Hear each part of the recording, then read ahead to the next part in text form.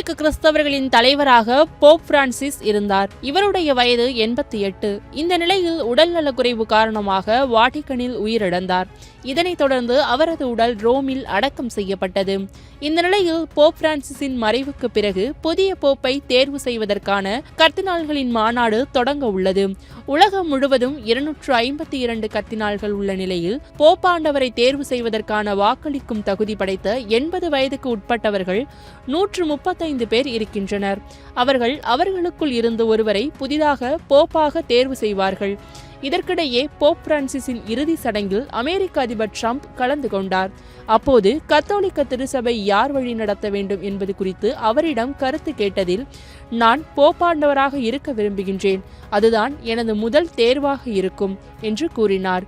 மேலும் நியூயார்க் வெளியே இருக்கும் ஒரு கார்டினல் எங்களிடம் இருக்கின்றது, அவர் மிகவும் நல்லவர், எனவே என்ன நடக்கிறது என்று பார்ப்போம் என்று தெரிவித்துள்ளார். அடுத்த போப்பாண்டவர் யார் என்பதை நாமும் பொறுத்திருந்துதான் பார்க்க வேண்டும்.